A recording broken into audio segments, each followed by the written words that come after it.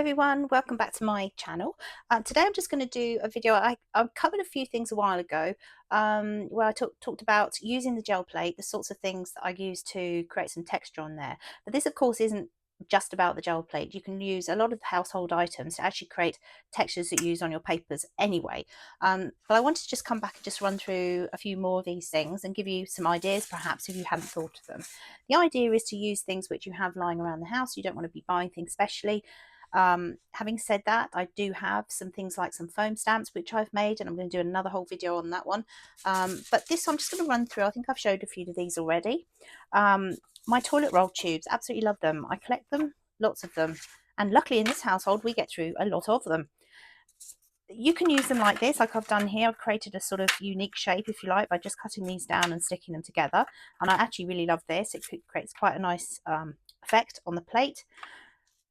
You have bubble wrap, obviously, that you can use, which is an absolute staple. People people use it for all the time. So you've got the sort of smaller size dots, the larger size dots, and I think you can get other shapes as well. Here I've just stuck it to the tube, and I've shown this a few times, I think, with me using it. It just makes it a bit easier to do, and I can sort of replace that when I need to. While we're talking about the toilet rolls, this one's just got some string around it, and this creates some quite interesting effects with the paint. What else do we have? Right, so I think I spoke about using corrugated card. Anything that comes in packaging. This actually was a piece from my stash, but if you get some in your packaging, all well and good. Then you've got things like this, netting, which you get around your fruit and veg. Different types actually, and this can create some really unique patterns as well if you lay it on the plate and then just pick up the paint through it. So I'll probably use that pretty soon. What else have I got? So if you like me and you eat a lot of chocolate, then you might have these kind of trays. Also what works is like bottoms of egg cartons that can create some nice sort of effects. You've got this, lots of dots there, and there's different textures. You know, some of these are perfect and some are not. Some of them have been crushed, so you've got different effects from those. Oh, we're steaming through them here. What else have we got? So obviously you've got your household staples like your foil. You've got some almost like a tracing paper, this little wax paper. What else can you use? Cling film, which I don't have here because I've actually put it over some paint that I was trying to keep, but cling film will create a nice effect. We're going to cover an awful lot of these going forward. You will see me using them. I'm going to talk about stamps, but also you can make stamps just from household objects. I've just stuck some lids onto a bit of card there, and that will create a sort of an open circle effect.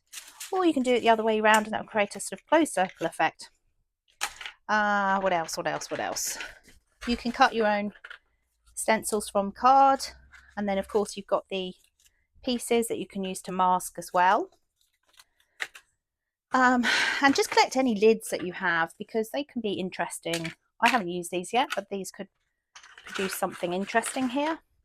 Just got some more circles which I'll collect together and might create another stamp like the ones I've already showed you.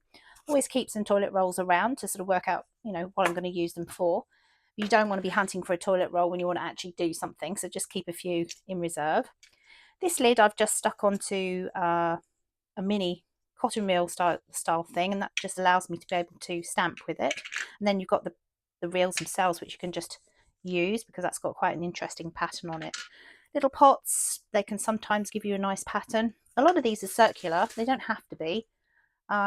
You've got things like you can use perhaps like if you're talking about the gel plate and you're quite delicate, you could use brushes. You could just tap onto the surface with a brush, like an old toothbrush, but be careful. I had these little, I don't know what this is, some kind of rubbery thing, so that's probably going to have a go. Haven't used that yet. And that's my box. I keep all of those in a sort of tray box like this that you can get your drink cans in. So I throw everything in there, and it's there ready for me to use when I want to use it. I have other things that I use, but those are a few of the common ones which people will have lying around in the house. I'm just putting it all away. And there'll be other things that just crop up. And I guess what I'm trying to say is open your eyes to the things that are around you, because it's quite interesting to just look at everything with a different eye, look at everything with potential. There is a risk, of course, of having a huge pile of stuff that you never use. So periodically go through and just say, am I using this? Do I really want this? And just chuck it out if you don't. But this is a nothing wasted type perspective, which I really do believe in. that everything can have a second life. You can find other ways to use things. I absolutely love doing that. I've got so many ideas that I want to show you coming up. So please do like and subscribe to my channel if you want to follow and see what happens. Bye for now.